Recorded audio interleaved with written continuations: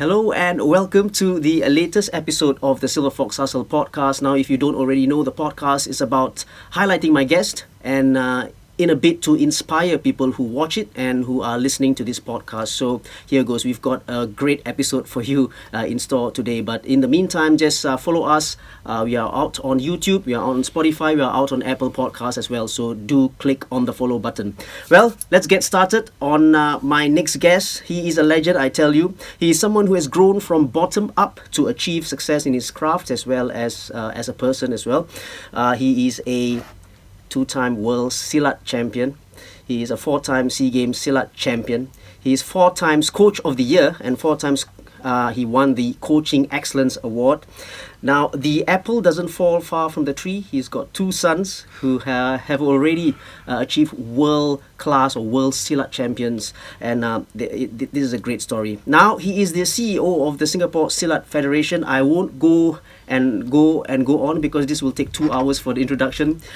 Welcome to the Silverfox Hustle podcast, the Silat King himself, Mr. Sheikh Alau'ddin. Thank you very much for having me, Mr. Shashi. This is a pleasure and an honor as well. And before we start talking about yourself, and again, this podcast is about the person, you as the person, and then how you grew up to be world champion. But before that, I want to ask you this. You are a doctor. Yes, but not medical doctor, PhD. Yeah. Tell me about this, because this is amazing. You are Dr. Sheikh Alau'ddin. Thank you. Well, it's all started where I actually fall out from school, basically. Okay. Yeah, don't really study hard. It's just play for me. Nothing else. I stayed at the Duchat place. We just play marbles and bicycle with friends in Kampung Boy, just playing around and so on. So, long story short, when I became a champion, and then I decided that one day I'm going to be a leader. Right. And then, if I'm going to be a leader, I'm going to lead, I need a lot of things with me, especially on education. Yeah. And then I need to understand a lot of things too. I'm an introvert, so I'm very, very nervous in a lot of things. Okay. Sometimes it's too scary for me that I couldn't handle myself. But today is a different thing for me because I can talk to you and I'll be brave talking to a lot of people. I can do presentation and so on. This is just because that I'm lucky that I have the opportunity to study as much as possible, and then I took up a lot of certification. Right. You can just name it, whatever. It's just like whole stack of it, and just go and go. And then I took diploma, then I took degree. Wonderful. And then when it comes to masters, I fall up 3 times. You fall up 3 times? 3 times, and I paid a lot of money. And what happened was, because I'm traveling and so on, I got no time. But I told myself, I really want this. Beautiful. But I couldn't end up. I say, okay, this time around, give your time and put more effort in this and a bit more focus. And then I got it. Right. I got it, then I go on further. To take my PhD. So I managed to clear that, and I'm here and I'm very happy, and people acknowledge me, and it give me a different standing though. Yeah. I went especially in the international scene. Correct. Where people will always acknowledge you, and I'm involved so much in the International Silat Federation as a lecturer and so on. So it gave me a different vibes and giving me a different standing and so on. Right. See, in Singapore, you have PBM, BBM and so on. Yep. I'm lucky too. I got PBM by the Sports SG and of course the government, and that give me a different areas of respect. Right. I got the respect from because this is more on the grassroots level. True. And CCPA and so on. Yep. So I got this, and they give me the respect in terms of this title. Yeah. For me, title is not important, but it's more important of what exactly you thinking, your heart, and so on. Because you have to do everything is from your heart. Right. So I'm happy to have all these things. It gives me more motivation and give friends and those are behind me that want to be like me or better than me. Right. It gives motivation. Right. Yeah. No, this is a beautiful story. Right from the start of this podcast, you've already kind of inspired many people already. I think you're right because, like you said, Right. Lots of people grew up being introvert like you, which I don't believe, by the way. and so without the education and the proper education, and then the will, the want to learn, and you're very thirsty and hungry for wanting to learn. That's wonderful. That's a great start. I'm still like a sponge now, as much as possible that I can absorb. Okay, Dr. Sheikh, Yes. let's talk about the Silat Champion, right? But before that, what was your childhood like? Your parents, your siblings, and how was it like? You said you were introverted. Yes. You see, in I got 8, including me, is 8 8 of us, and my father and my mother passed away already now, and back then basically I'm just my own. I got my elder brother, 2 years older than me, and then I got my younger brother 3 years younger than me. Okay. So 3 of us are together. Okay. The rest is just fall apart with us. The rest are basically focused in their working and so on. But 3 of us like playing and do stuff just among 3 of us at home. However, I'm a bit naughty. I will always at school playing spiders and I go into the drain catching spiders and playing bicycle with the group. Nearby the Duchat place there's this kampung called Pacitan and so on. So we just play, nothing else than that. But I got good parents though, who comes in and always will give me whatever I want. So basically, I play, they are okay with it as long as you give me a good result. But I don't give a good result though. I just wanted to ask you, what was school like? It's just play. I'm playing plastic ball, spider again, and this group of friends who always influence you to play and play. Right. And I'm at Telok Kurau Primary.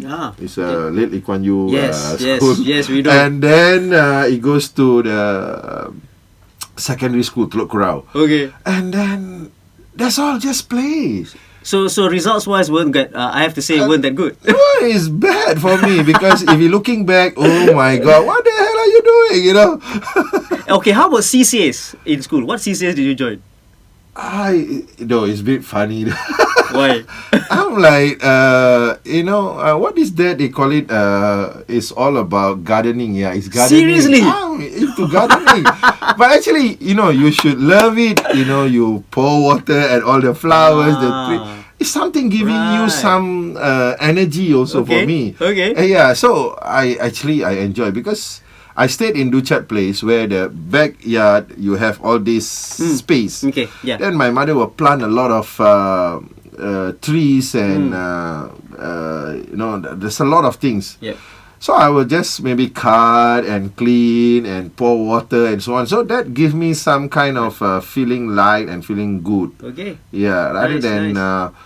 I try to kick ball though, a real ball. Football. Yeah. Okay. No. Cannot I make it. I didn't kick. Never. It's all plastic ball. Okay. Basketball, plastic ball. Okay. That's all, every single day. Wow. Let me ask you this. Were you always big in terms of size-wise? Or you're just average? If you see me, I'm a scrawny guy. Okay. Real scrawny. I'm teen basically and very weak and I couldn't do a push-up back then. I was like terrible. It's just terrible. So I told myself, why I can't do a push-up? Because when I start to join a Silat, which I do not know what is Silat all about. And then wanted to kick ball, but until today didn't kick ball at the mosque itself. Friends who bring me there. Okay.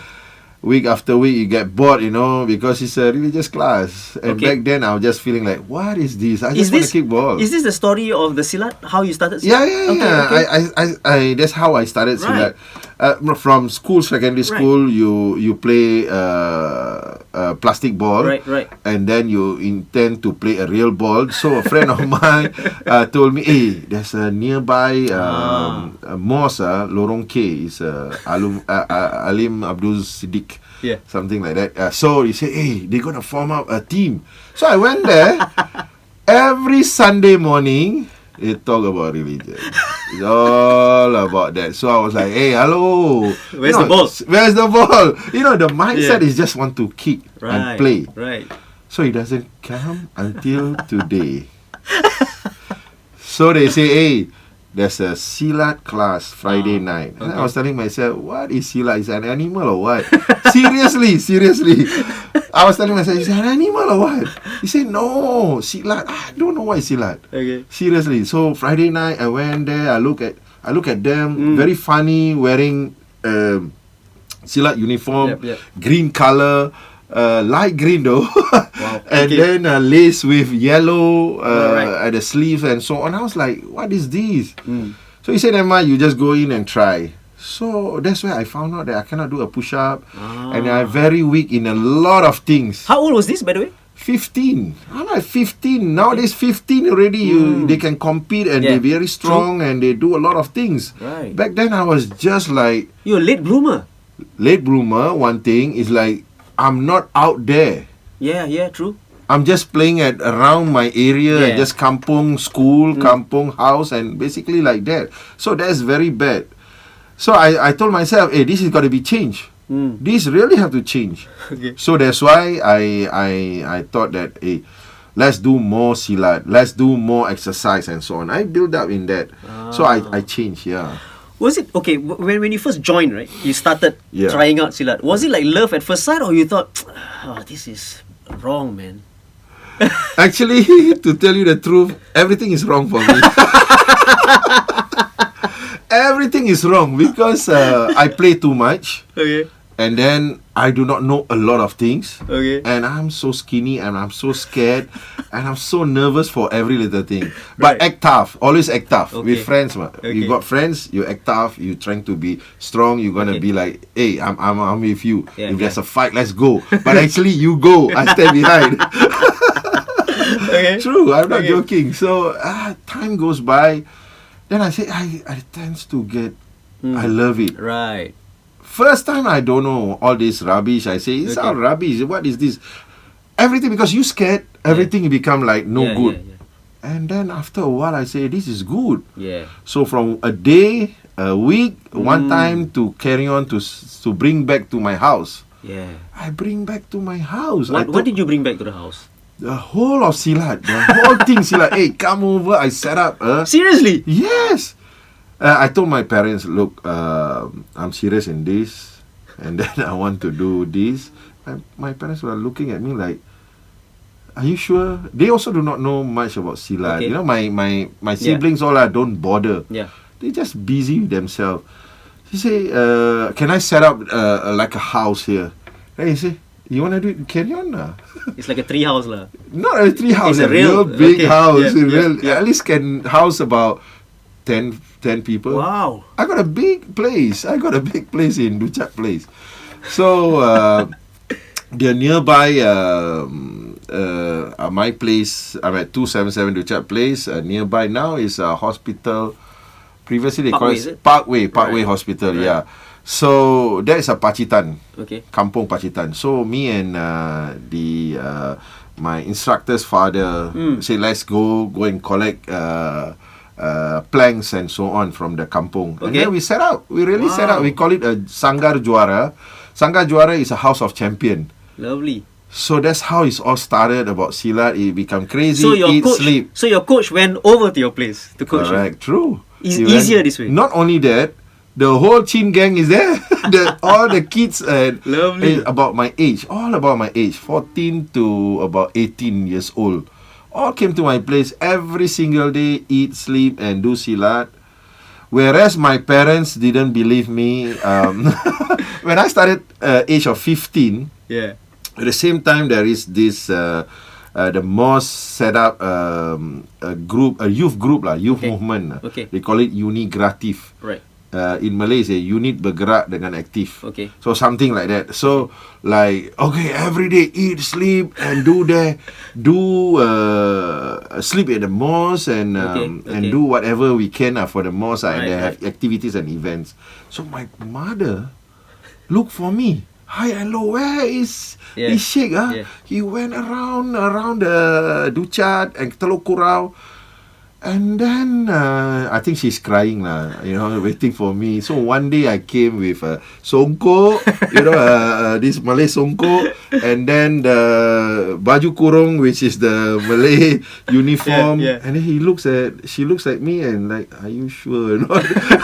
This is my son.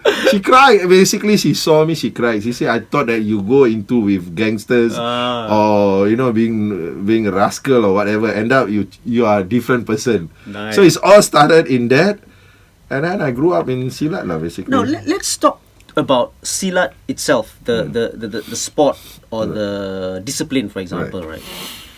What is it like, or in terms of the different kind of disciplines? There are different kinds of, Silat or martial art? Silat. I'm talking about Silat itself. There is thousands of Silat styles. Okay. If you're talking in Malaysia, there's maybe 1,000 or 5,000 styles. Really? Yeah. 5,000 styles? Yeah. In Indonesia, it's like more than that. Maybe like 20,000. Because all the kampung, they will have different type. All the tribes and all the clans are different. Okay. If you look at Sumatra or even in Palembang or whatever, it's all different.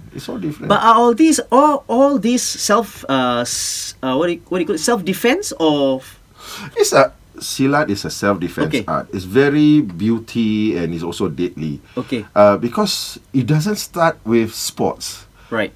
It's all about the artistic, the traditional part of it, and self-defense. Nothing else than that. It's all self-defense. It's all killing. Right. It's just you try to just dismantle, you finish. I was like, wow,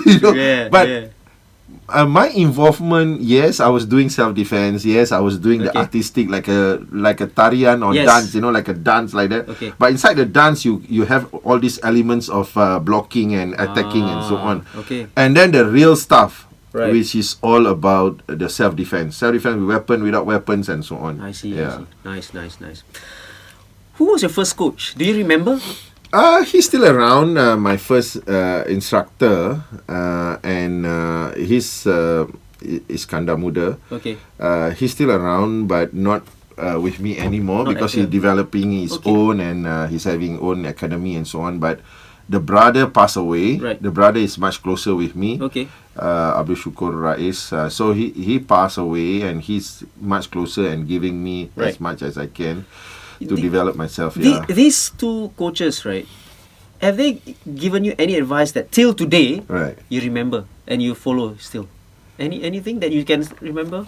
I know the bottom line is in Silat is all about respect, be responsible, and so on. So that carry out until today lah. Okay. Yeah, that's the values that these people, because as they are their leaders, right?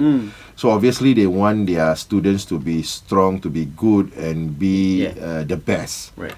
So I'm the best in the Silat club that I was. Which you started? I started in with the green stuff, Yeah. So so basically it's all about respect. So that actually I built my own, or I set up my own academy called Gracio, and again responsibility, respect, and dedication. This is very important. Beautiful. Listen, it's very difficult for someone to understand this, right? Because hear me out, right? Yeah. You started at 15, Right. without knowing anything. No. Zero knowledge of everything. Zero. Skinny, can't do a push-up, can't do this, can't do that, can't speak properly or whatever, introverted and whatever. It is very difficult to believe that from there, 15, you became the best. It's Well, as I said that is you, firstly you do not know, right? You are totally blank, and then you start to feel that this can develop you. Okay. And this will give you a bit more confidence. Then I start to search more. I dive inside and I bring Silat again to my house and build. I want to be a champion. That's why we call it a House of Champion. of course. With that, my main thing is to change myself. I want to be somebody. I want to be strong. Yeah.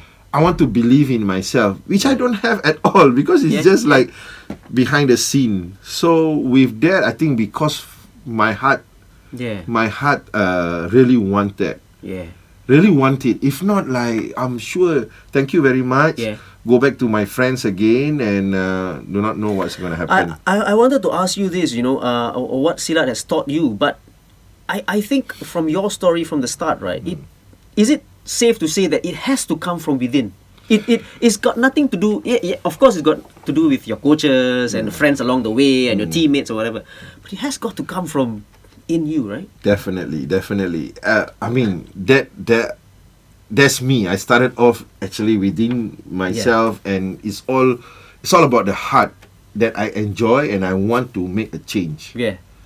If not, I don't think so. I'll be sitting here and talking to you and looking at your face.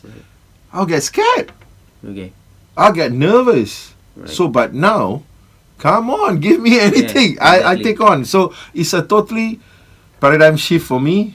It gives me a real confidence. Actually, Silat changed me. Beautiful. 100% changed me. So out there, people may say that this is gonna be whatever that they be part of it. They may think that sometime is boring. Sometime this thing doesn't help me. You gotta believe in yourself. What you put your feet. Where. So basically, is that for me? Nice. I'm lucky lah, as you say. I want to ask you this, right? When you go into fights and all, okay, what kind of a mindset do you need as a fighter? Because especially when you go into a cage in a ring, it's you have to be something different up here in the head. You have to be something special. You see, in my case, I'm so scared, nervous, and all that, right?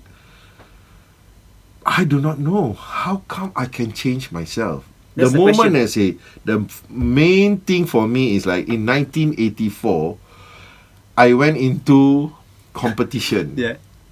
And then I have to do sparring. I want to shit in my pants. I pee, and every time I want to pee, I got sweat, and my heart just pump like crazy, and I go chaos. I don't have a psychology before, or mental coach, or nothing. It's just me. Right. It's just like, you do it. Yeah. So that's where it came along the term for me is, when I want to do anything, I'll say terjun lah. Just terjun botol, no. Just jump in and just do it. That's me. Okay. So every time from 1984, 85, and then I start to compete in national championship, I get bloody nervous. I don't have any set in my mind. I don't have. Actually, true enough, I beat all of them locally. Yeah. But the moment I go into international, it's a totally different setup. But at that time, my mind is just like, I want to travel. Even in Malaysia, Johor or whatever, I feel like I travel already. I'm the best. I got a chance to travel better than my siblings. Yeah. So that is all. The fighting is second. So, but when it comes to fighting again, the most you pray lah. You pray, you pray to God, please help me. That's all. And for me, it's just please help me, give me the strength and safety. Yeah. It's very interesting, right? Because you said it just now that you or even at your age, or those people around your age, they didn't have a psychologist. They didn't have a sports psychologist in there. They didn't have a mental skills person in there. They didn't have that. Right? It's all you had was the coach and you, and it's all about the fight. Just go in and, like you said, just... Yeah, but my team members are nonsense. They are totally nonsense. They are... What do you mean? I mean, if they are listening today, you buggers are bloody nonsense fellas. They are friends. They are friends. They are together as a team. Okay. But then, whenever I want to fight, they see the opponent, you die. The word say you die first. So the best part when I was in... The Hague, Holland, and our championship is in the Velodrome. Yeah. So my first opponent is from Holland. a black guy, strong, lean body and so on, and kickboxing champion. So he kicked the pad, and you know in velodrome it's all like concealed, right? Then you hear doom, the echo, doom, doom, loud sound, you know. Then you say, hey, what is that? Everybody's looking at it, and hey, that must be your opponent. Because I'm one of the biggest, but big, not really big. Tall, yes. All my teammates are all short. So I'm one of the tallest. But not really big, no muscle and so on. So then I look at him like, shit, this is die. I told myself I keep quiet. I doesn't say anything. But this group of my teammates, they are bad. They just say you die, you die, you die, you die. Actually, you must thank them, no? Actually, they are the psychologists. Yeah, maybe. Yeah, you know. You do it like correct. Reverse psychology. Yeah, you're telling yourself maybe, I don't know. So I sat down. I didn't do anything. I didn't do anything until I go and compete. Brilliant. Now let's talk about your national team days and what was training like? Was it tough? Well, training back then, I should be very thankful to the coaches. They are not young coaches. They are back then 60 over years old. Wow, okay. So all of them have passed. Yeah. And what happened is just drill. You train every day? Every day, just drill, kicking, punching. That's all. And a bit of techniques of previously, the sweeping techniques and so on. We did that. And a bit of throws. And then punch the sandbag. Every day, just that. Right. Yeah. Right. So, but it's totally different from today, you know. Today, you train with equipment, you train with high-tech equipment and so on. So, and the place that you train, the facilities is all solid. Back then, you know, you don't have lights, you no equipment. Yeah. But I'm sure it's for the better now, right? As in 100%. You wish that you had that before, right? Yeah, I mean, I don't have that back then totally, but I thanks People Association, Sports SG, and friends who are with us, you know, together train and so on. So, today, good facilities. OCBC Arena, Sports Hub, you know, integrated building with full facilities, with full equipment, everything red carpet. Sometimes I jealous. Because I was like, why can't this thing be me back then? But it's always a story for me, and make the new kids on the block now, they don't understand. They just want to see everything. One press, everything comes to you. Which is different, Brilliant. You did all this training for the national team and whatnot every day, right? While juggling how many jobs? Whoa. Tell me about this, Sheikh. I was crazy because ultimately that I do not know why even I want to work so many jobs and so on. I was a bouncer. I was cleaning pool. Clean the pool? Swimming pool? Swimming pool. Okay. I was cleaning swimming pool. I was a cargo hand. I was a cashier. I was a dispenser. But of course you needed the job.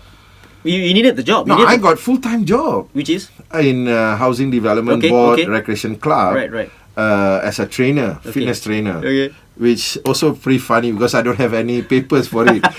They only know me as a national icon. I see.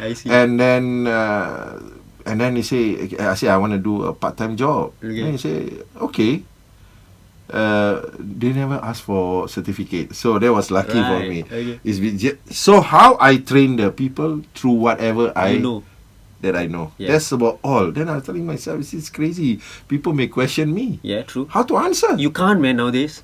Definitely not. No way. So that's where it gave me a turning point to study more. Okay, understand. Everything much about health, sports, fitness is surround me with all that. So I started with that, and then they see me that I'm kind of like very serious, clean the place, coaching out of my heart. It's all about giving 100% from my heart. Not here, not the up here, is from the heart. So I'm giving 100%. Then they saw me and so on. So the chairman for the health club, they say that, hey, you want to work full-time or not? So before that, I want to see you. Can you organize an event? I say, okay, lor, I do it. But again, I do not know anything. No experience. No experience, no nuts. I just take it. So that's me until today. Terjun lah. Terjun lah. Basically, just go in and terjun. So that's where the word terjun Right. botol came in. And then they say, okay, you do event. I say, okay, I do it. And then I say, shit, I do not know how to do it. Yeah.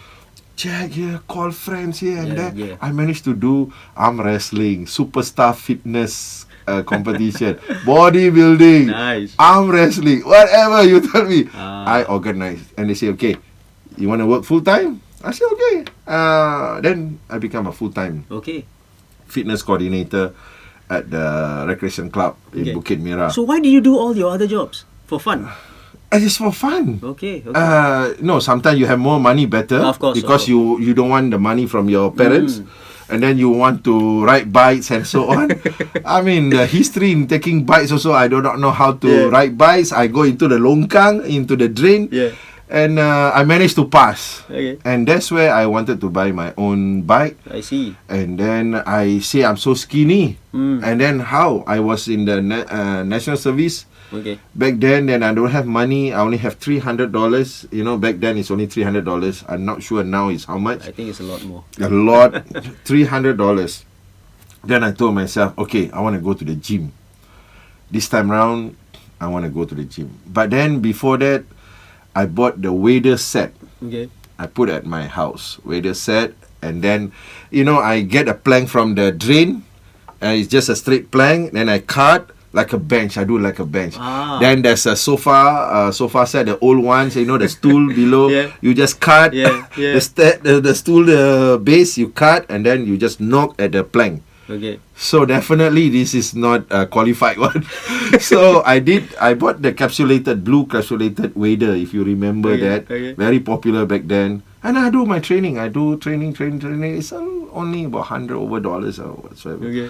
So train every day, trying to see how best I can increase my strength and build muscle and so on. Yeah. Not knowing much. Okay. And then I was training and so on. I tell myself, I need to grow bigger. I need to be stronger. $300 in national service. What can I do? I want to buy a bike. I want to go to the gym and so on. And then the last day of it, what happened? My mind is already thinking to go to the gym. But I do not know where. So I got a bicycle. So I was cycling and I saw at the Katong there, I saw New Bray International Gym. This guy is a Serge Nubray. Serge Nubray is Olympia. Okay. Second behind Arnold. Okay. So the third one is Lul Flickno. Okay. So he's second. Right. He came to Singapore, he set up this gym. Ah. So I checked $40 every month, and you have to pay $600 per entrance fee. Okay. So I go back, I train again with my wader, then my mind is just thinking of the gym. So while I was doing, end up, because I think it's slightly heavy and I think the bench is not engineered Right. and so on, it fell down together with the weight. Wow. That's the end. I stopped. I stopped doing that. I say I must go inside that gym. Okay. New Bray Gym. I went inside there. And then I say I pay installment. So I paid about, so far I paid about 100 over. Then I didn't pay until today, the balance. $40 I paid for few every month. Yeah. But I don't think so I last paid also. Yeah. Because I make friends. Okay. I make friends. Rahmat Juraimi is there. Okay. And all the national bodybuilders. Right. I keep looking at them. How they can become bigger? How, Sheikh? Tell us. So I was like, hey, how you become bigger? Hey, you train harder, take more weights and so on. So Rahmat, he become my coach. Okay. Because back then, 1986 and so on, they told me, hey, I'm going for competition. And then I need to train more. So I do my shoulder. He look at me. As a coach, you must assist me, what? I was thinking. He just keep me asking me to press. And I couldn't. And I shouted at him, "Hey, bang, please help me, bang, please help me." He just laughed and don't care. So that's the coach back then. But he's still around until today. He's Mr. Asia and so on. And then I got friends again who challenged me. Hey, let's go for bodybuilding competition. The Newbury International Open Championship. I say, my body like that, also lambe, also skinny, so lean and skinny, So they said, no, we all go in, and some of them is huge. So we went up. The rest of them didn't go up. Me alone, fighting with all the national champions and so on. I lost lah, but the main thing is I won the challenge. I dare to I go up. That's where it changed me a lot. Nice. And I went also, they challenged me to be male model of the year in Singapore. I went. I was a model for a moment, but it's very funny, no money, nothing. Just drive myself to have a change. So how I become bigger or stronger? So I told myself they must be taking some supplements or whatever. I saw like bottles and so on, right? I got no money. I went to Sensei, the Chinese physician there. Went inside and I saw a small bottle flexing, like showing flex. I said, I buy. I bought that without reading. So I thought I can become that big size. And then in school days and so on, I was peeing. Last time in the male toilet, you stand and everyone stand together. And I pee, different color came out. Green. It came out green, And I got excited because it's green color. And everyone say, hey, what the hell? Your urine is luminous green. I was like, hey, this is excited. Then I start to buy a lot. But whether it helps me or not, I don't know. You don't know. I do not know. So having all that, and I say I got no money and so on, I want to grow big and so on, start to work. I start to do all the different works. I work as a contractor. It's crazy, the telephone pole. I was carrying that, the big black squarish, and I know how to dig the big hole, I know, you tell me, you challenge me now, how I can do it. Just give me something and I can just do it. So this is also an experience. It gives me an experience, give me a chance to see that, hey, I'm learning now. You are someone who comes across as would try anything, as in like a good sport, like, come on, let's go and do this. Even if you haven't done it before. Because a lot of people will say, wait, this, I haven't done before, I won't try, The change part is... Yeah, for me, because I'm hungry, right? I'm hungry to learn. Because kampong boy, always at home. Now, I got a chance to go out. I was forced to go, like, in that time, I was thinking that it's like, I have to go to national service. Do not know anything and start to learn. National service actually change you too. Of course. Make you like a man, but I'm from police side. So I learned a lot. So because of all these things, I want to learn as much as possible. You give me anything also I want to try. To me, it's just like I want to have a change. Sheikh, let's talk about you as a fighter. I spoke to Mr. Mark Richmond. He said when you were fighting, because he was commentating on you a lot, during the SEA Games and stuff. He said you fought with a swagger, with a kind of an arrogance, which is not a bad thing. Is that true? What kind of a fighter are you? Okay, you see, in Singapore, I'm always a champion. And then the opposition coach was telling me, hey, you put plate in your shin, is it? I was like, what? I think because I'm skinny, all the bones are there. When I kick you, you should feel pain, right? But they say I got plate. Okay. So when I go competition overseas, the earlier days, I always lost. I got frustrated. Why I lost? Then I tell God, what's happening? Give me a chance. Seriously, I'm not joking. This is the real thing I'm talking. I say, seriously, give me something. Why I down with chicken pork, and then I still went through, and then I lost, and then I got disqualification and all that. I was like, come on, God, please help me. So the turning point is in 1990. very scared, see the opponent, and then I become a champion, and then I start to create a name. So in 1994, I became a champion again. I mean, that is a world championship. In 1993 in Singapore SEA Games. Yeah. Home ground, Right. I become a champion again. And then from there, I told myself, I must create my own identity, you know. Okay.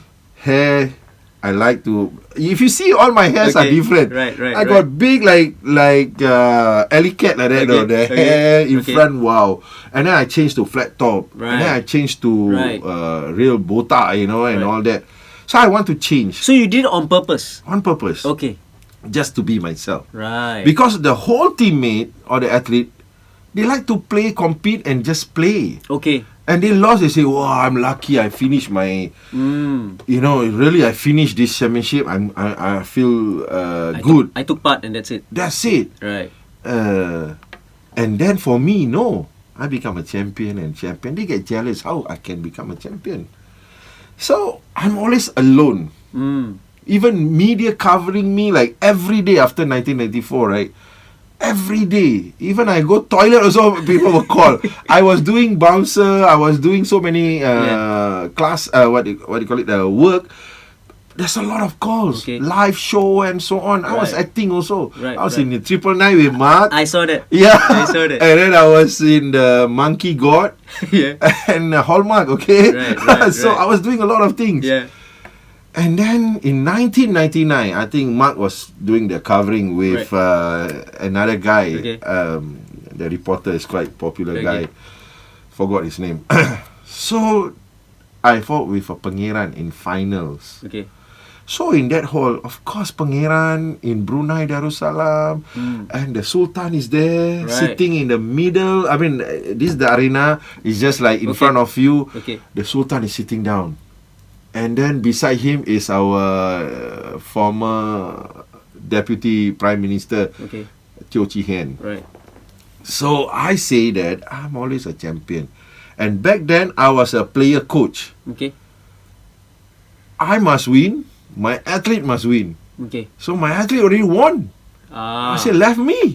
I said, hello. I cannot. I must win. Okay. So, again, this whole thing came into my mind. And it's sometimes, if you think too much, it's going to cause you a lot of problem. Because why? You think that you are a champion, you must defend, and then you must show people that you are good. This is trouble. Seriously, it Okay. tortures your mind. Right. You will damage yourself. Right. So for me, it's like, I don't care. Even in 1994, when I was in Thailand, came down to Thailand at the airport itself, walking with my team. The next moment, I'm alone standing because there's about 15 Right. reporters in front of me Right. from Thais and somewhere. Yeah. They say, this one I just add on. He say, "Hey, you're the champion. World champion. Okay, these SEA Games, what do you think?" I say, "I don't care. My word is I don't care."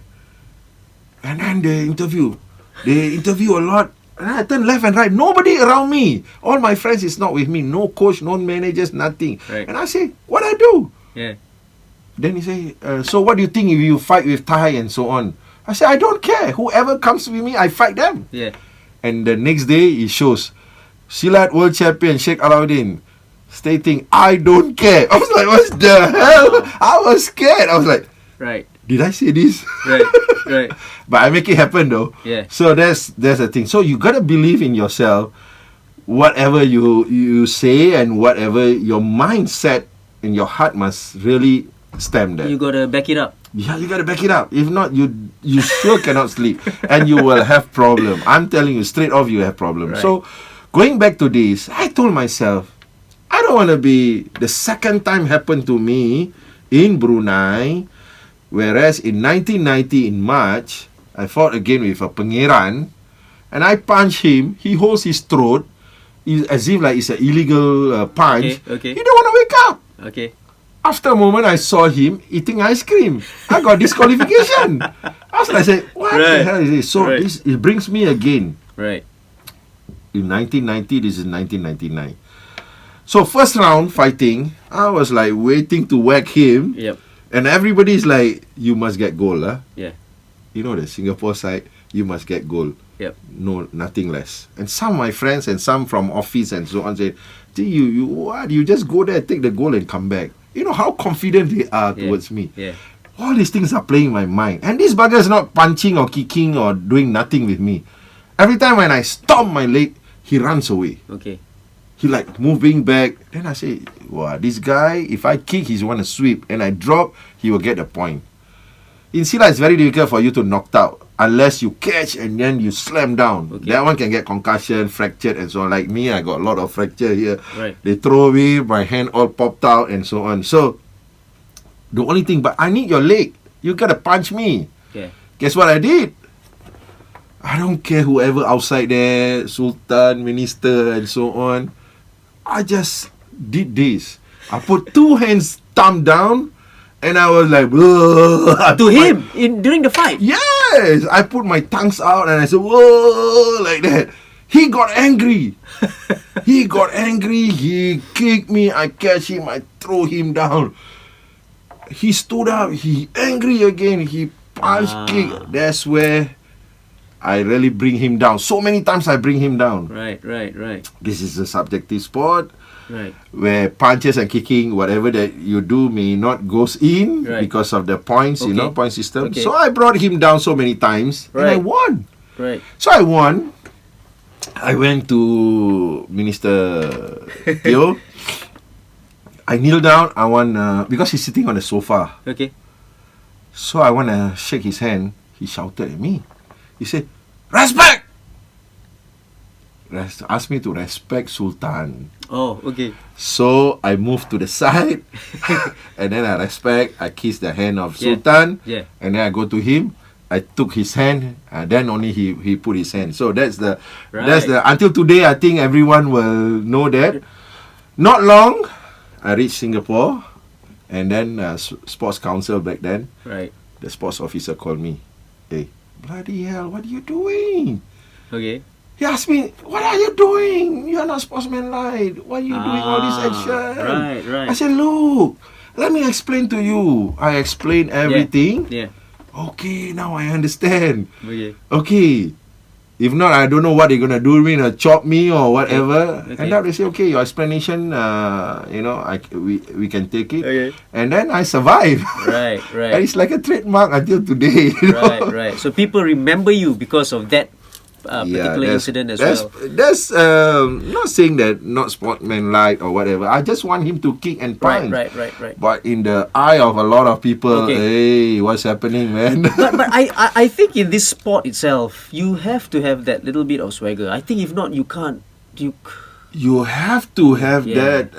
If not, it's gonna be. You have to like showing like, hey, shock you or trying to act in a different manner, make him like, I'm gonna kill you, you know. You know, it's like all the best fighters in the world from the past as well, right? Muhammad Ali, you know, all these guys. Or you see even like McGregor now, he's just like swag like crazy, and then people hate him, but he make tons of money. The opponent less crazy, but opponent becomes scared. Yeah.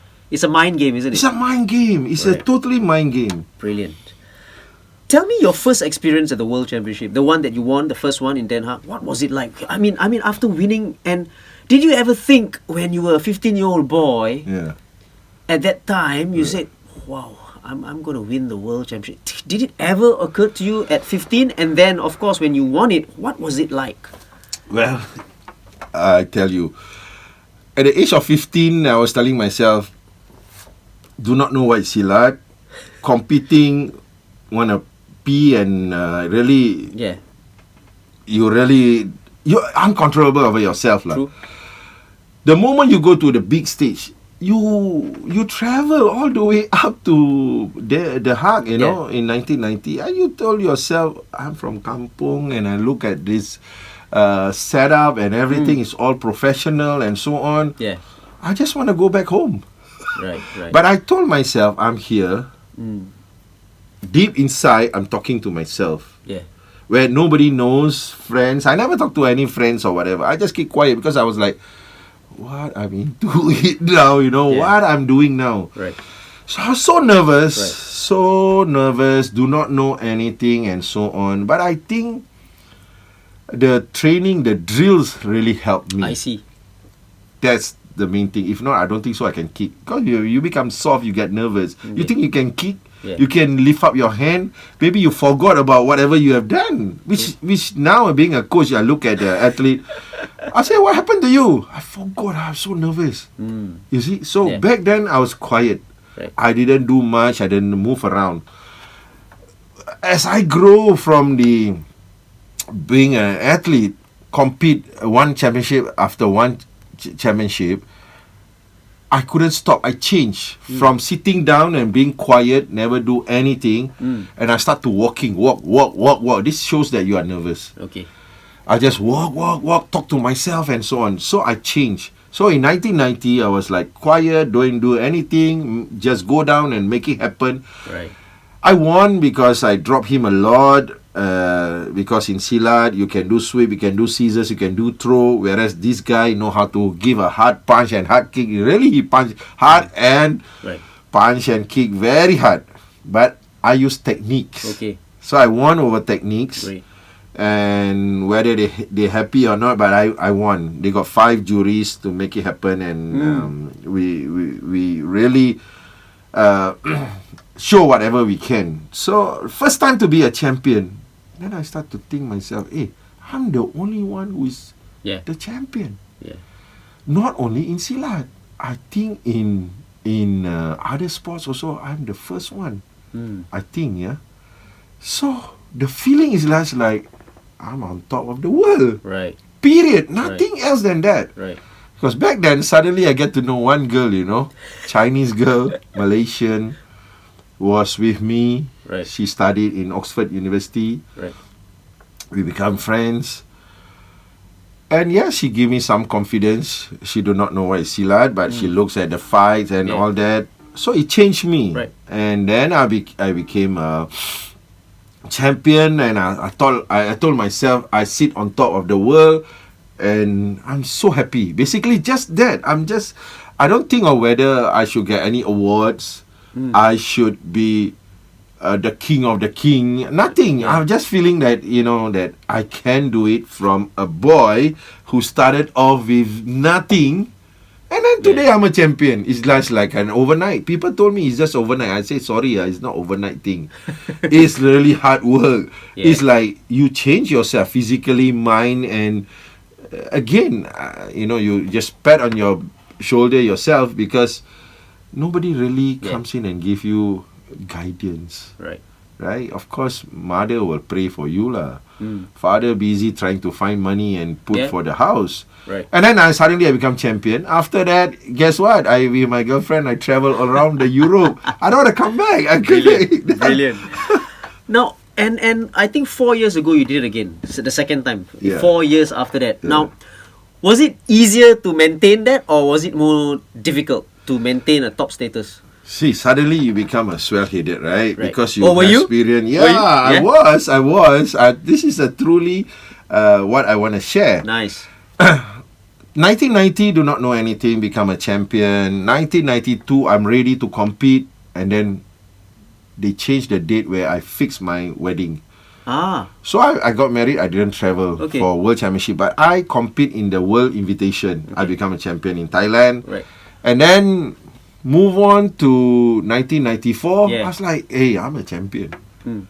Period. Nothing else. I was just telling myself, I'm confident, I'm composed, I'm ready. Right.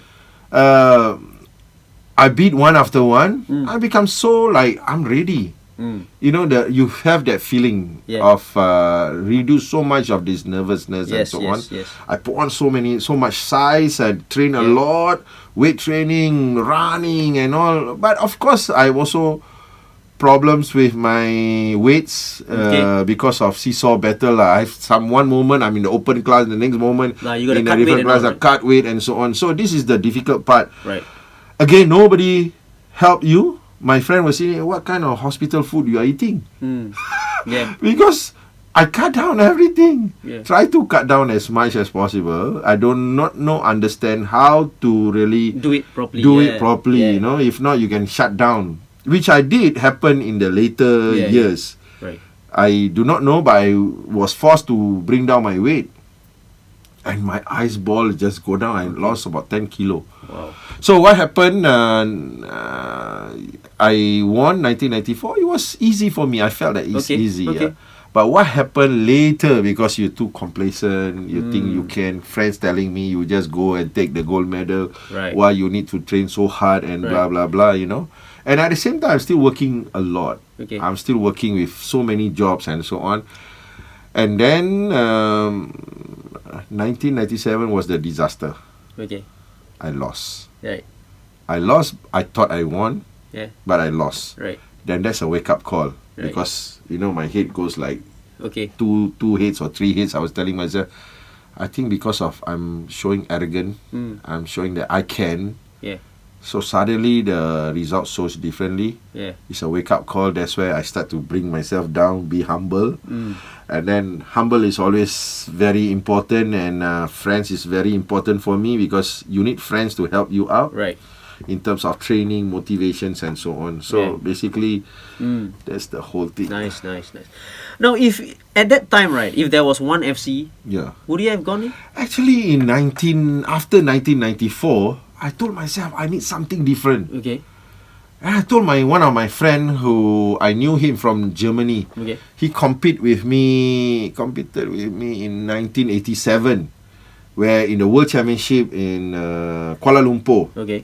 he got a kick at his groin, Right. at his egg, and then he got a punch in the eye, one big crown souvenir from the opponent, and then he turned professional. When he became a world champion in 1992. Right. So he changed, he fight in K1. I told him I want to be like you. The whole idea back then was, in 1994, all my championship, I got no sponsors. I got no sponsors, I got no backup and so on. So I need, you start to look on brands. Yeah. You want branding, you want this and so on. You want people to support you. So what I did was, one of the funny thing, after won the 1994 World Championship, I came back. A friend of mine, Mr. Lechmanan from Bodybuilding Federation previously, he called me, "Hey, where are you? I said, I just came back from World Championship. How come there's no news? I say that I just came back. I won. You mean you won as a world champion again? He said, yeah. Hey, come over with me. I said, where? Go to SPH. I said, no, I don't want. I say, my Silat Federation doesn't do anything. He said, no, you take. I was riding a 1100 performance bike. Took him at his house, sit behind, old man, sit behind, and then I bring him to Toa Payoh SPH.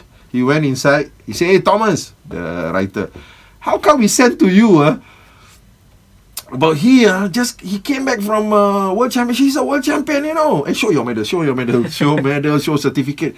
Hey, I don't have. You sent? I said, yeah. He said, not me. He said, yeah, I sent. He's from bodybuilding, not Silat. He's just a friend. Oh, really? Okay, never mind.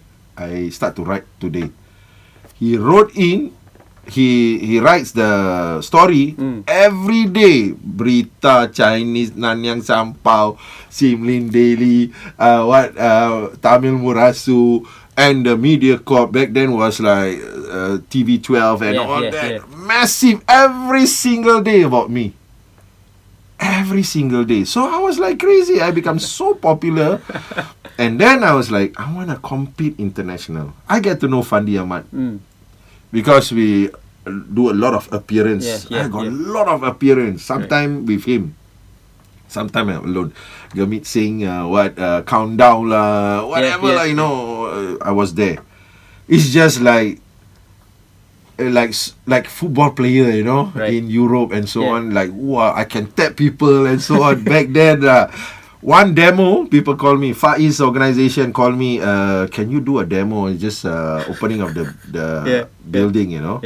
I say, okay. How much? 5,000. Wow. For 1 minute. Sometimes not even 1 minute, you know. Yeah. Just to cut ribbon. He cut ribbon. I do my Silat performance. Yeah. Alone, 1 minute, 5,000. She can get discount, can 4,500. Sign. I do that. I was like throwing numbers when back then. I just throwing numbers, 5,000, 2,000, whatever I like. So I was very popular back then. Very happy. Then I told myself, look, I must fight in the pro fights. Yeah. I want to get endorsement. Right. Before that, I called Nike. Hello, Nike. Yes. I'm Sheikh Alau'ddin, the world champion. He say, oh, I read about you. You come over. I say, it's okay. I come later. He say, no, you come now. I travel down at Dayful Lane. I went inside. I say, take whatever you want to take. Huh? Take whatever you want to take. I said, no. I come tomorrow and so on. He said, no, you take now. You guess what? Like Alibaba lah. Took everything. Yeah. Massive. Every month I took. I was endorsed by Nike. That's where I told my guy, I called him. I said, I want to travel to Berlin.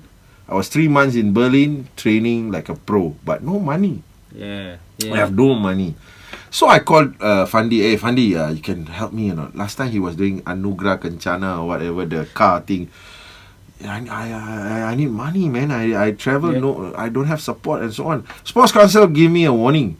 He said, you go there, you get injured, everything on your own, not under Silat, because I endorse you under Silat. Right. This one is a pro. So I went there and trained. Fandi gave me $500, and then no other people give me money. So it's tough. I got one manager. This one I have to not to let go the what's happening. He collected a lot of sponsors, but give to others, not to me. Right. So I sacked him. Right. And then I couldn't stay. I train every day. And he's also like crazy. That guy, he compete in big tournament, K1 fight, just before UFC. Yeah.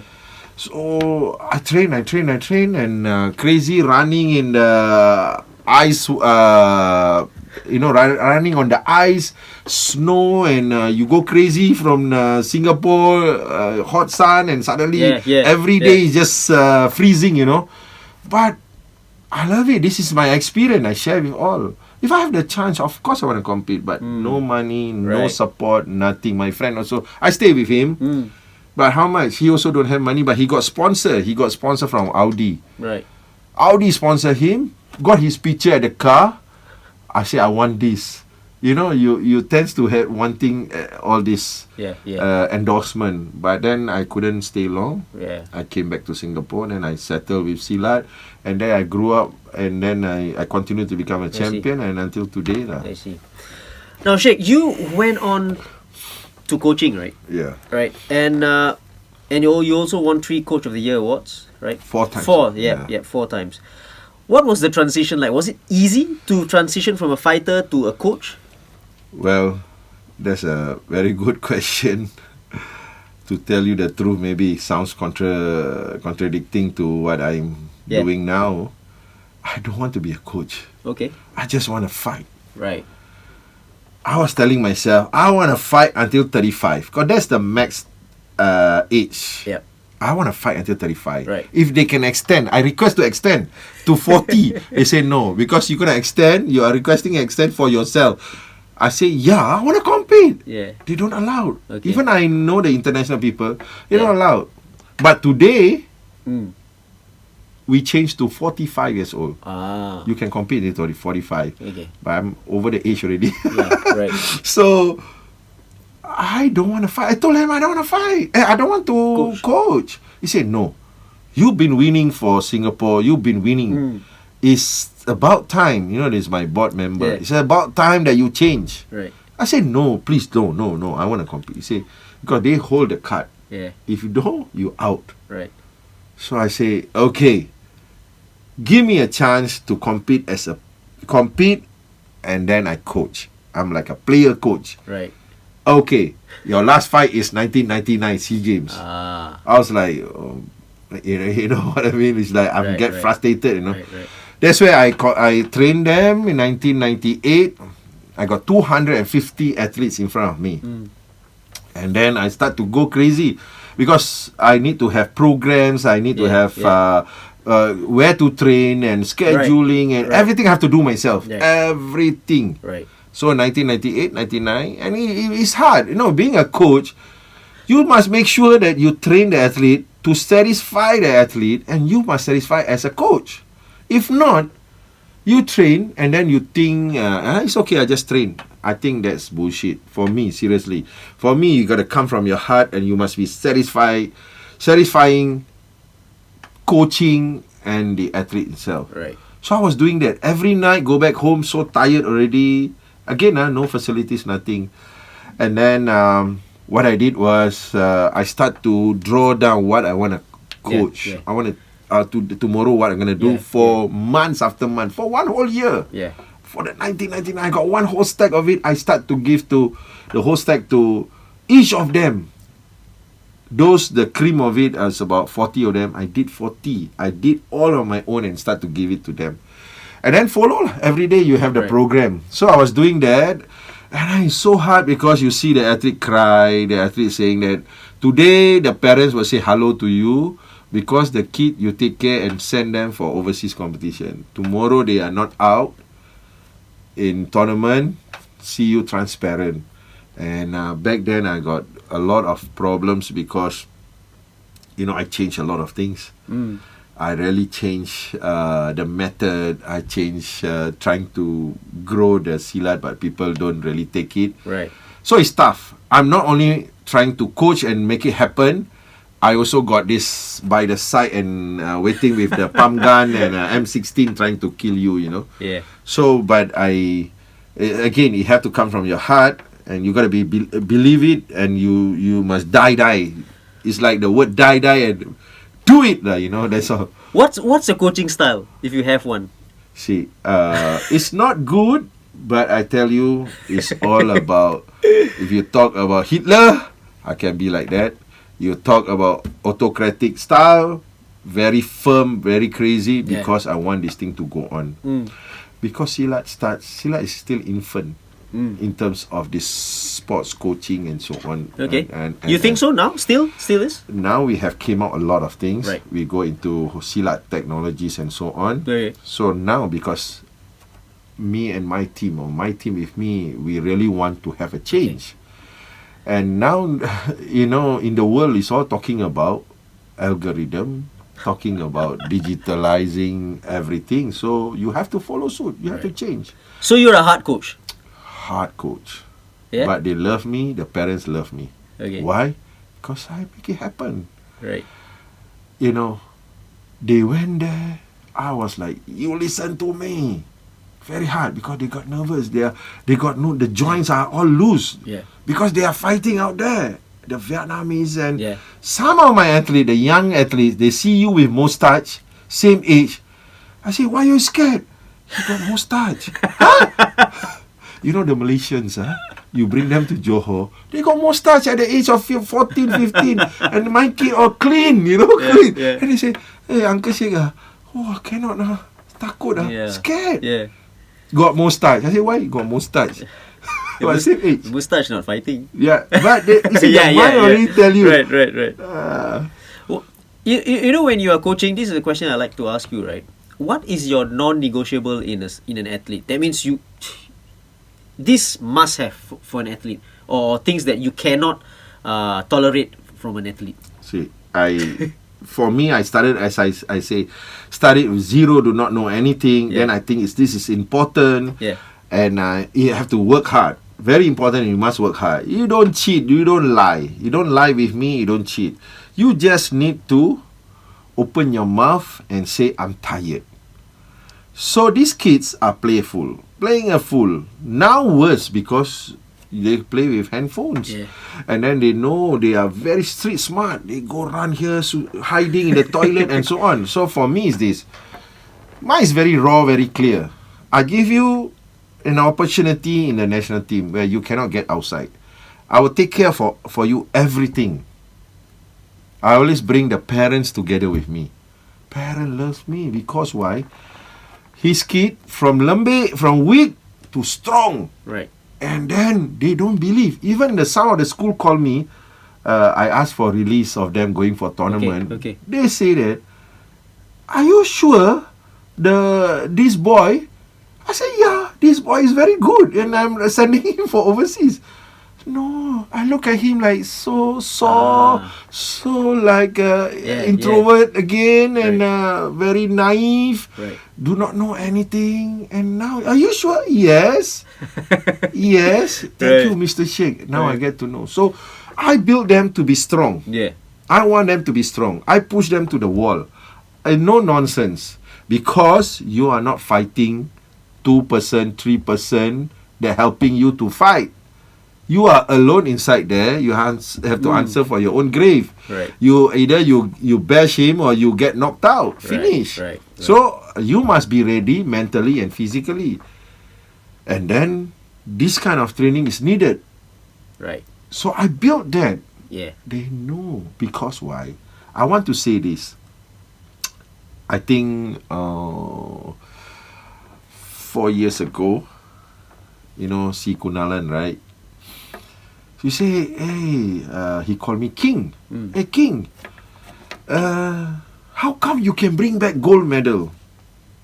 I told him, simple. He said, for us, we cannot get, he's in the athletics. Yeah, of course. Yeah. He cannot get the gold medal and always difficult. So I said, it's very simple. You or your coach dare to push your athlete to the wall. He freeze. Because why? Most of the coaches dare not to push the athlete to the wall. Even more if the athlete already got name.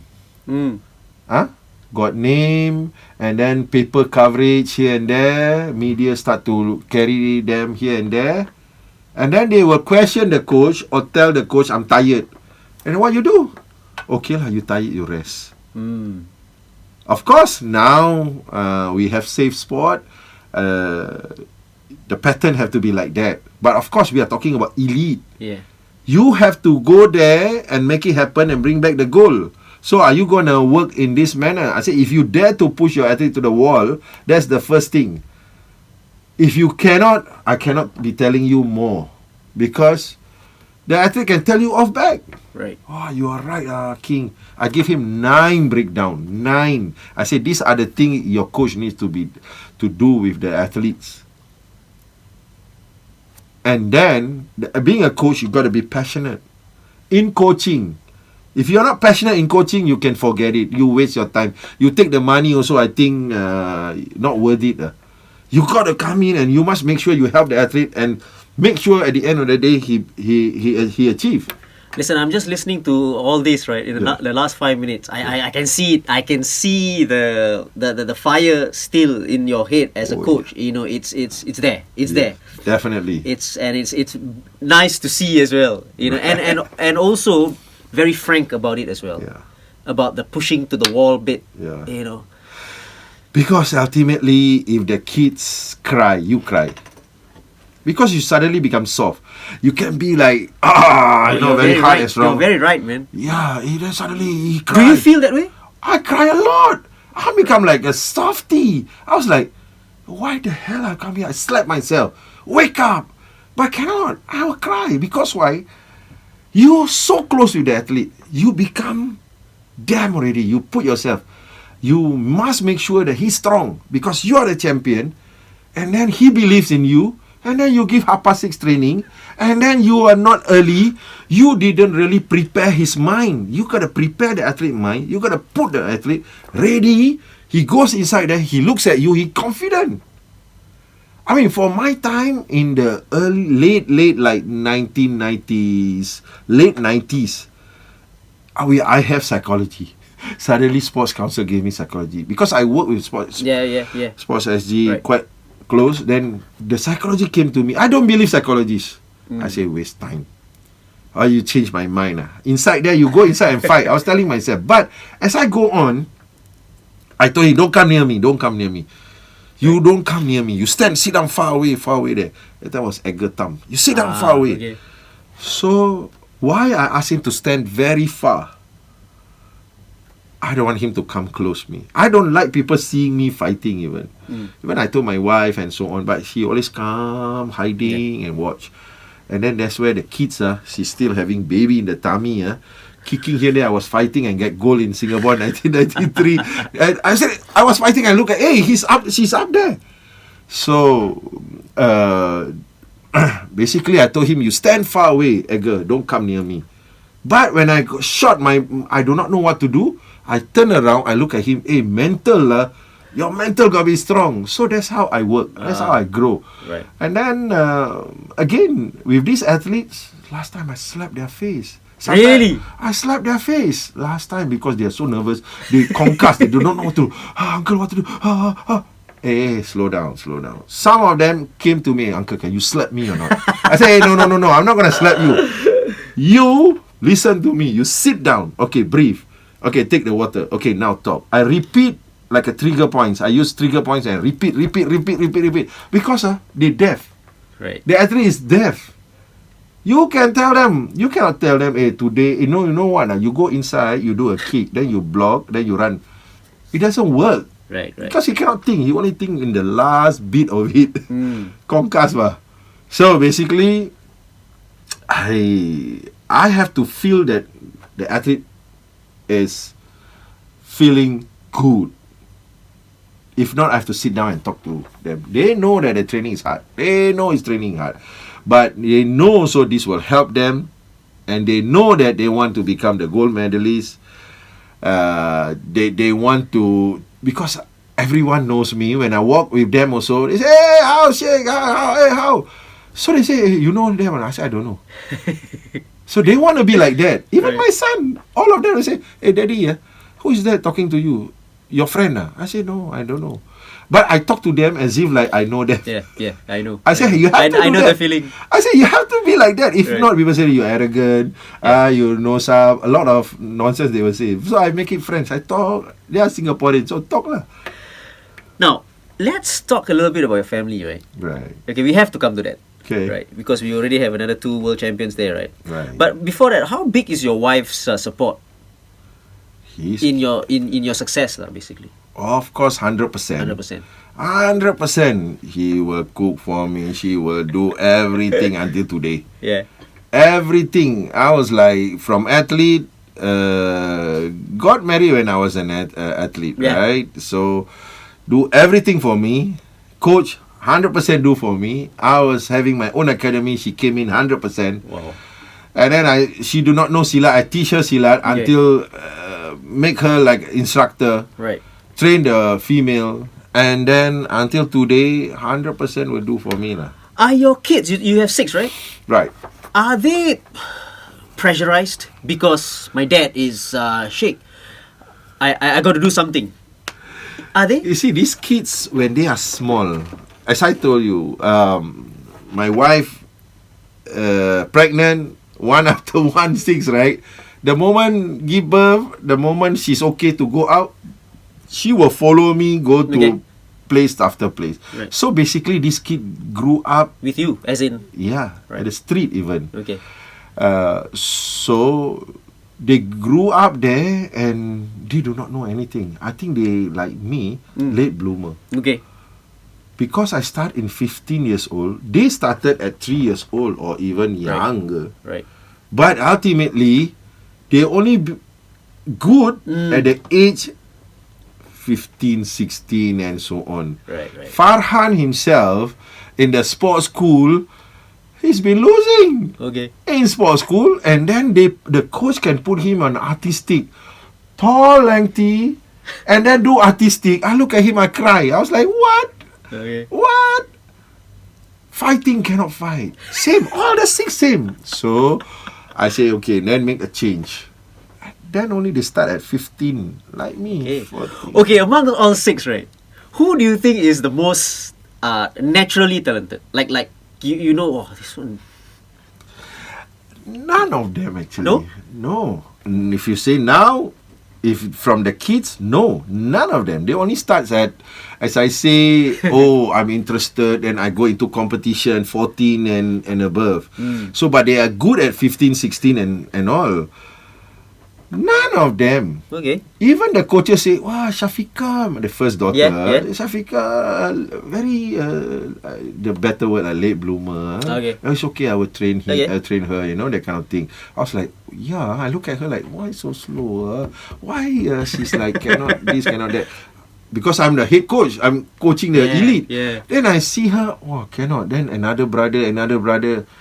Wow, I say problem. Do you feel sad when you coach them because you have to be hard, obviously. Yeah. You have to be fair to everybody. Correct. You tell me that. Mentally. I shouted at them. I make them do push-up. My daughter cried because he just late by a minute. You stand there! Because everybody's watching. Right. I favor my own kids. Right. No red carpet here. Right. You can ask them. No red carpet. You stand here. She was crying, doing push-up. How old was this? She was that time was like 18, 17, 19, crying. She was crying, and the boys, I really whack them, and I say, you better be proper. And that's it. The change actually, now you can see, because Farhan really use his brain now. He's like, analyze and see the possibilities and so on. Right. And also like to question a lot. Okay. He likes to question a lot. Nice. Which is okay, which is good. As long as I see that he's hungry for information, knowledge and so on, I play along. Right. But if I see that he's just trying to play, being a playful or whatsoever, I stop him. Right. And I took him at the age of 16 plus. I say, you want me to train you? He said, okay. Because I see he's useless. Because why? He doesn't make it anything. Okay. All his siblings, all nonsense, doesn't win anything. And I say, okay, you come to office, the old Bedok, and I say, you call me, and I go down and we go to the gym. I have gyms at my hall also. So he called, I said, Daddy, I'm here already. So I went down, that's where it changed him. Wow. And then 17, he's 17, he fought in Phuket. Yeah. That's where it started off that he won. And now he's like doing very, very well. He can think, he can this and that. On his own, eh? On his own. Yeah. Then from there, the brother Firdaus is above. He's older, isn't he? He's older. But he won it later. Later. Because he see how can this fella can make it. Then the sisters say, how can this fella can make it. Right. Because he knows he's the slowest of all. Farhan is the slowest, quietest. Right. And he's that. So of course I got a lot of people saying that, hey, I set up academy, and some of the clubs saying that I'm like, my athlete that competes is like playing some drama or something like that. It's just like playing tarian or whatever, like dance like that. Wow, I got insulted, man, by these people. Then I very determined, train them very hard. Okay, put aside all this thing, competition, thinking of the competition, put them hard, and then compete. Overall of the team, second. Because some of them already for many years overall champion. The following year, 100% mindset. I got thousands of the athletes with me because they want to be like me. And we overall champion. And continue to be overall champion for years until today. Nice. So, going back to my kids, people will say that my kids nonsense lah, cannot fight lah, so soft lah. The moment they start to have the focus, they become a champion. All of them are just like, wow, this is crazy. That's the best way to shut them up, isn't it? That's true. Tell me how proud you are of Firdaus and Farhan. Of course, I very proud of them. This shut a lot of people's mouth because they don't believe me being a coach can train. They can say this: you produce a lot of world champion, but not from your own kids. I say okay. I put through my own club, tough, but slowly building up, and then my kids. Yeah. Right? Can these kids become like me? I push him, and they're working together with me. Tough, but I take the challenge because the challenge really eats me. Really eats me. And then I just focused throughout, and they become a champion. Right. Not only national, World. international, and world, and not fluke. Because people say maybe it's a fluke. They even told me, it's a fluke, first time. Right. And I talked to the boys. I said, listen, this is what's the message outside. Somehow or other, they just make this statement to damage your brain, damage my brain. Right.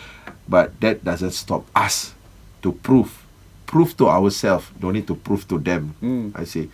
So the moment they got second world champion, it shut them off. Right. And then he continues to become a champion again, and that's history. Yeah. Brilliant. You are a CEO now. Right. How has it been like? Well, as I say that the word CEO actually is just a name, and then it gives you extra money. But the workload is crazy. Okay. My mindset from the Sanggar Juara, Yeah. I want to build a house. I told myself. And then I got a house in my own house.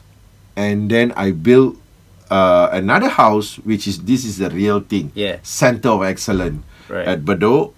Was lucky because after the 1999, I become a champion. My two athletes become champion, a lot of medals and so on.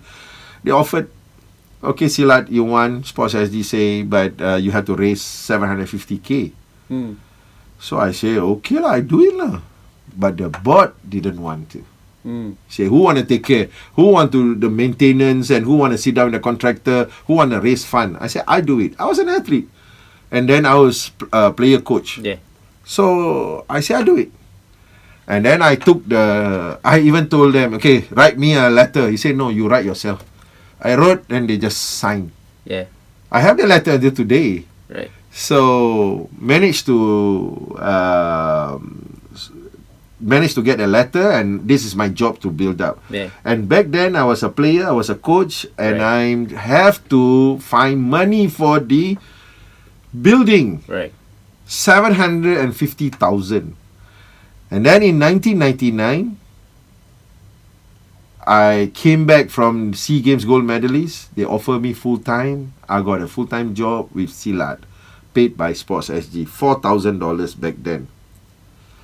That 4,000, I told myself how I want to get this 750,000. I employ two staff, 1,800, another one is 1,200. Part-time, 1,200, another one full-time, 1,800 of my money. And then balance is mine. Of course, my wife supported a lot of money or two, using her own money. We don't have money, but and whatever our salary. And then we raise fund. I do a lot of raise fund, and these girls help me to type, do all the stuff, and then I have to meet people. Again, Fundi, $500 I got from Anugerah Kencana and some all others. I managed to raise fund.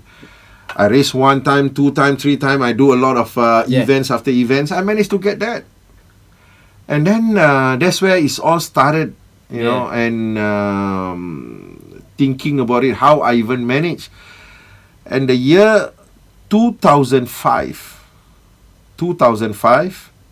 actually I was coaching throughout, and then from national coach to assistant head coach to technical director. And then they say, okay, I pay you serious money now to be a CEO. But I say CEO, you take charge of everything. I do coaching, I do technical stuff, I do admin stuff, I do fundraising, I do financial account, I do everything. Yeah. In other words, in Chinese, what you say, bagaliao everything, right? I bagaliao everything until today. For information, from 2005 until today, I was doing everything. But today, of course, I got a lot of support from a lot of people. Right. Sports SG came in very seriously, because we are serious. We really look at the Silat that Silat is for all, and then we build. Yeah. That's where they believe in us. They trusted us. We got integrated building in Heartbeat, and also Sports Hub. Sports Hub, we have the 30 by 50 meter fully set up with equipment and so on. So I'm happy because they trust us. Work hard is not a problem with me. My team and myself, we work like crazy. It's just to put Silat to the next level. Brilliant. And maintain. It's not for us. Even I told the volunteers, you come in with me here, you are a volunteer, you do it from the heart. I'm not going to give you a dime. You want, you come with me. So I say, we are doing this behind us, our next generation. I want them to do Silat. I mean, I have to be selfish. You do Silat, I help you, not with others. You don't go outside, follow gangs and all that. You come to me, you want to fight, I give you a chance to fight in Silat. You think you want more? Yeah. I'm the president for MMA. I say, I put you to MMA. And then you can train and you fight. I'm also into the all-style championship, right, which is anything goes, you know. Yeah. I'm also the president for Singapore Martial Art Instructor Association. Right. So these are the opportunities for the kids behind. Right. I'm giving you this platform for Silat, for you to be here. If not, you want to go more, you carry on. So I got a lot of volunteers. I got a lot of people where they believe in us and they really want this thing to grow for their kids, because nowadays your kids, you know very well, tough. Brilliant. Yeah. What next for the Silat King? Well, for me, I'm hunger for a lot of things. For myself, I will try to improve myself as much as possible, and of course, I want my kid to make sure he continue to be a champion. And carry the flag for Singapore, and he will look back and get as many people to be like him, to become the champion. Of course. And of course, for the organization itself, we are looking to put Silat in Olympics, and we want Silat to be in Olympics. I think that's the ultimatum, and that's the pyramid of it, where the next generation may look at it and they may taste the Olympics. Right. We targeting in 32 or 36. Okay. We are working with the International Silat Federation, and they are working on it. Of course, there's a lot of money, time, and effort. I think we can make it happen, as long as, again, believing in ourselves that we won. We have made from Sanggar Juara for myself to Sports Hub. Right. And then from Silat not recognized to Silat recognized, and I have spec scholars. Yeah. My kid now is getting the spec scholars, getting a month of $8,000. Wow. Mine time, $8,000 being the king for 1 year. Wow. That's the difference. So isn't the it? time have changed. Yeah. Sports SG are looking, MCCY are looking very seriously in developing Brilliant. athlete to be an Olympic Yeah. medalist. So why not? That was one of the questions that one of the listeners asked actually about Olympics, and you answered it. Well done. Sheikh, before we go, a quick fire round. About 10 questions, must be fast and quick. Okay. One word answer if possible. Right. Your favourite food and drink? Laksa. And drink? Ice lemon tea. Laksa. Favourite actor? Muhammad Ali. He's an actor. He's also an actor. Okay. Of course, Anil. I'll be back. Okay. Actress? Actress Zita Jones. Catherine Zeta-Jones. Yes. Nice. Any superstition before a fight? Well, for me, I don't terjun botol do anything. Just go for it. Brilliant. Your toughest opponent that you faced?